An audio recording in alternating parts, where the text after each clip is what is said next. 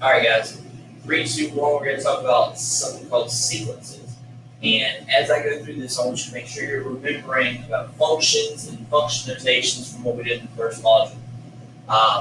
So a sequence is an ordered list of numbers. These numbers or terms in the ordered list determined by a formula based on their position in the list. So if we have a sequence, it may look like this. A equals A1, A2, A3, all the way up to A sub n. Note this notation, sub notation.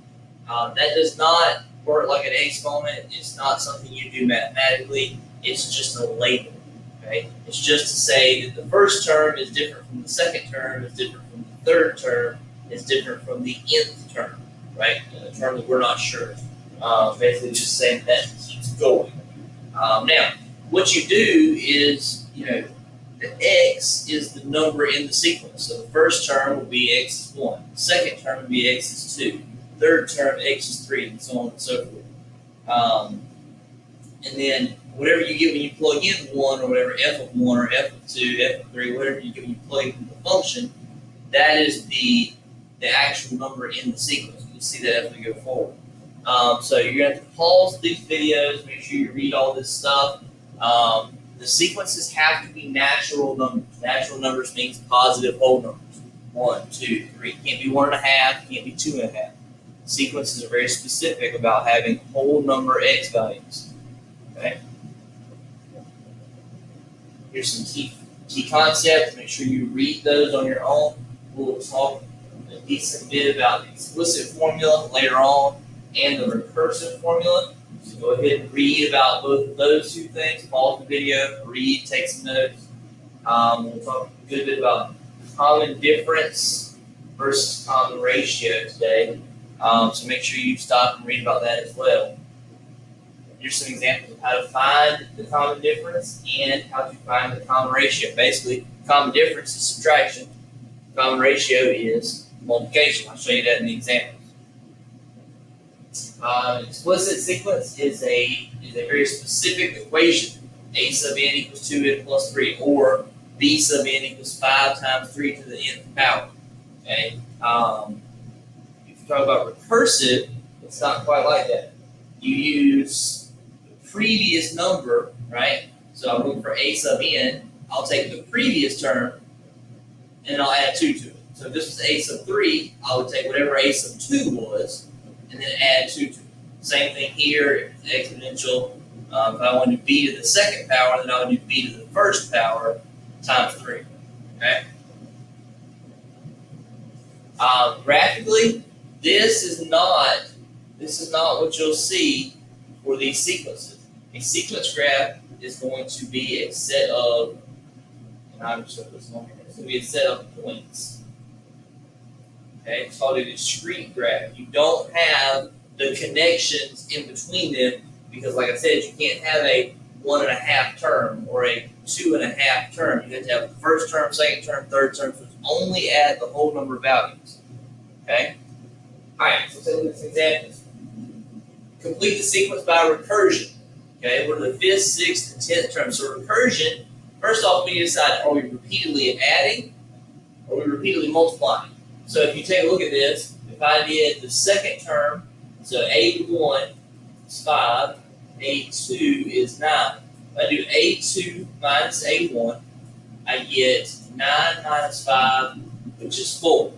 So now I want to check and see, is adding 4 the process that we're repeating over and over in this chart, these numbers. 5 plus 4 is 9, plus 4 is 13, plus 4 is 17. Great. So A5 would be A5 minus 1 plus the common difference. Okay, anytime we're adding or subtracting, it's a common difference. So the common difference is 4, and 5 minus 1 means A4. So A5 is the previous term, which is A4, plus 4, which in this case, that means that A5 is 17 plus 4, which is 21. Guys, these are just patterns. So once you recognize them, it makes it very easy. So A5 is 21. Well, that means that A6 is A5 plus 4. So that means A6 is 21 plus 4, which is 25. Okay?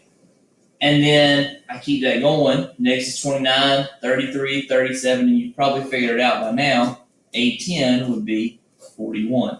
Okay, these are not very complicated, but they can get a little tricky, so make sure you get the base concept down before trying to do the trickier ones.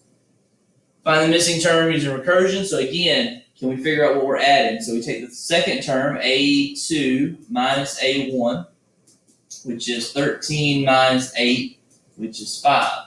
So I go back and check. Is that correct? 8 plus 5 is 13. 13 plus 5 is 18. Plus that, 23.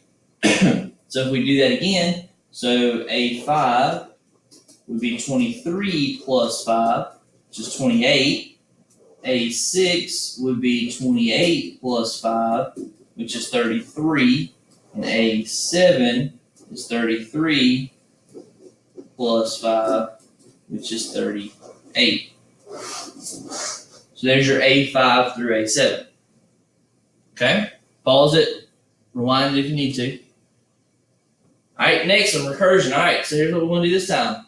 Find the missing term using recursion. So I'm going to do 18, so I'm going to do A2 minus A1, okay, which means I'm doing 18 minus 6, which is 12.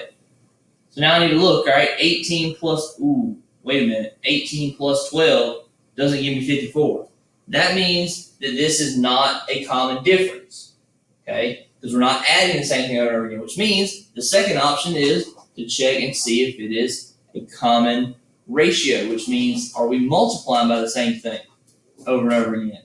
So 18 divided by 6 is 3. So 6 times 3 is 18. 18 times 3 is 54.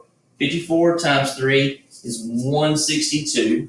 Okay, so we can check that. And now we're going to use recursion the same way, which means if I want to find B5, I'm going to do the previous term, which is B4 times 3 times my common ratio. Okay?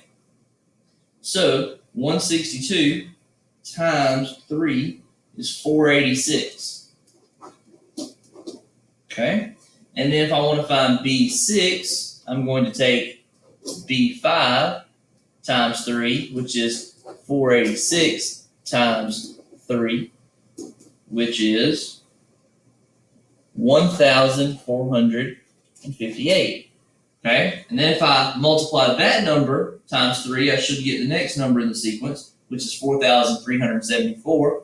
And then to find B8, I would need to do 4,374 times 3. You just keep repeating the pattern, okay, which is 13,122. What you should see is that repeated multiplication goes up quite fast.